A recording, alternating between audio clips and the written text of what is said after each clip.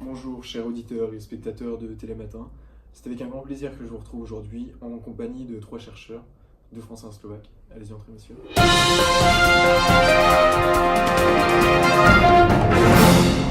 Bonjour. Bonjour.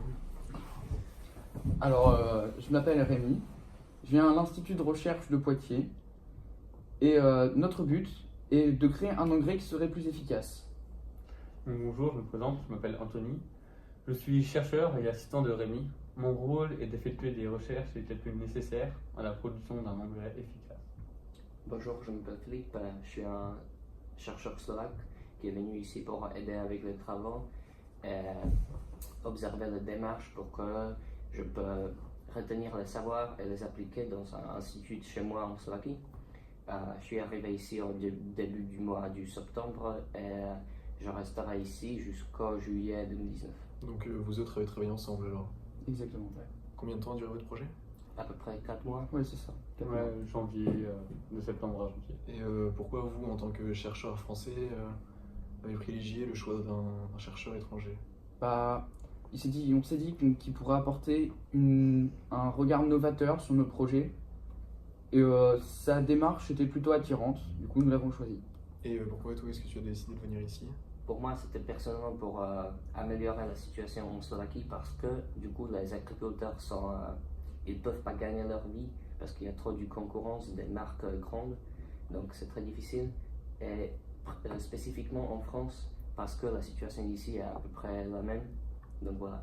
D'accord. Et est-ce que vous pourriez m'en dire plus pour nos éditeurs et spectateurs de Télématin sur votre projet?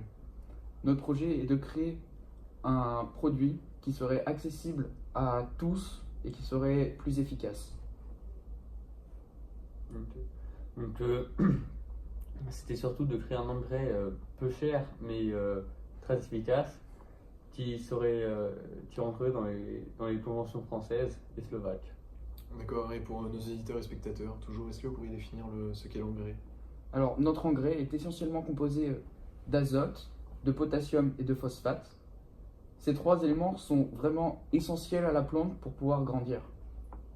D'accord. Et comment vous avez fait alors au cours de votre projet et de vos travaux pour avoir un engrais plus efficace qu'un autre?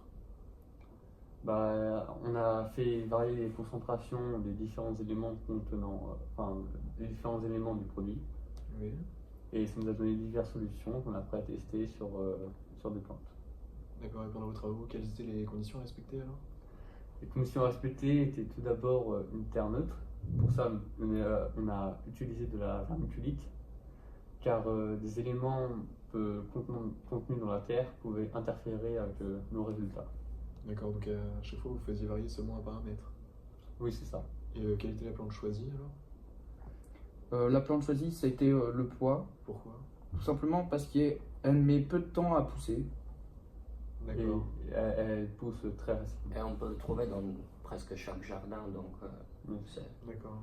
Et pour la mise en pot du pois, dit vulgairement, est-ce que vous aviez des choses à respecter à la disposition des pois ou autre?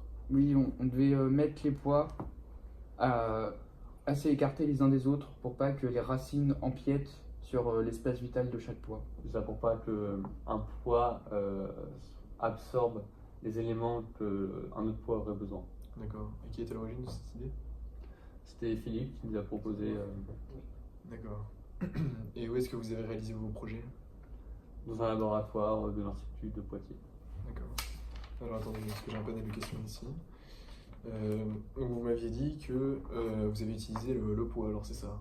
Exactement, oui. D'accord, parce que c'était une plante qui poussait rapidement et qui correspondait parfaitement à votre projet. Elle s'adapte à peu près à toutes les atmosphères, donc la géolocalisation. D'accord, donc il n'y a pas de difficulté pour une pousse Non. du pois, d'accord. Et quelles étaient les solutions alors que vous avez apportées à la pousse des pois? On a utilisé 7 solutions. Oui. Une solution de Knop, de témoin. Une solution où on a enlevé 50% d'azote. Oui. Une solution où on a enlevé 50% de potassium. Et une solution où on a enlevé 50% de phosphate.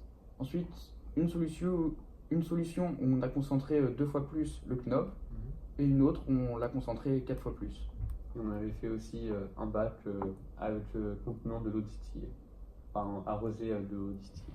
D'accord, et donc c'est la solution de Knoop qui était à l'origine de toutes Oui. les solutions que vous avez faites après. Oui, c'est ça. Seulement l'eau distillée qui a été faite à part Oui, voilà. pour en voir les résultats. D'accord. Et pourquoi vous intéressez-vous à l'engrais alors?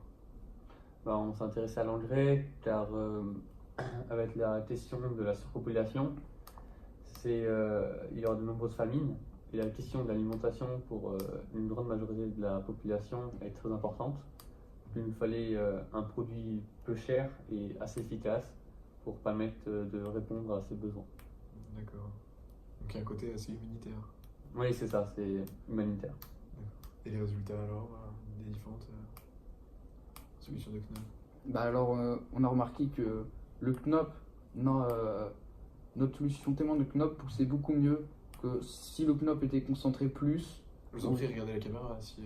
Oui, donc le Knoop plus concentré avait des moins bons résultats et le Knoop moins concentré en azote, en potassium ou en phosphate avait moins de bons résultats aussi.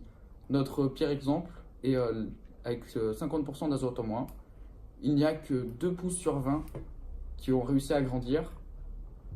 La moyenne des hauteurs des racines était d'environ 5 cm et les feuilles ne mesuraient qu'1,3 cm. Des études ont montré que d'ici 2050, nous serions 9,8 milliards d'êtres humains sur Terre. Oui. Et donc vous pensez que l'agriculture, et notamment grâce à la solution de Knoop, celle que vous avez étudiée, l'humanité serait aidée? Bah, on pense que oui, parce que certains pensent à l'alimentation avec les insectes, Oui. sauf que des études ont montré que les populations, notamment des pays riches comme les USA, l'Europe, les populations ne seraient pas prêtes psychologiquement à ce type d'alimentation. Oui, l'élevage intensif n'est non plus une solution car les animaux produisent énormément de gaz comme CH4, donc du méthane et CO2 qui accélèrent le réchauffement climatique. D'accord. Donc le produit de Knoop serait pour nous la meilleure façon pour que tout le monde puisse cultiver ses propres produits et rapidement. D'accord. Je vous remercie. Au revoir. Voilà. Au revoir. Au revoir.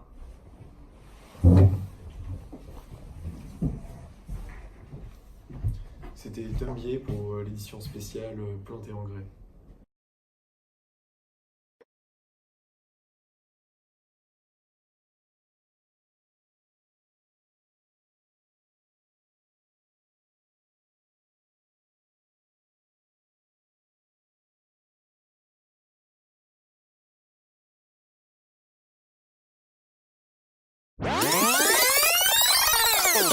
Institut formé pour créer un bon engrais.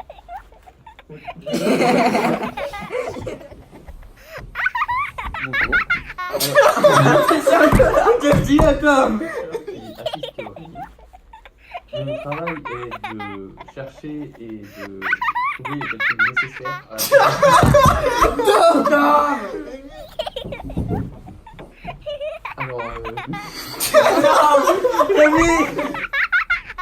Alors, bonjour, je m'appelle Rémi. Je m'appelle Rémi.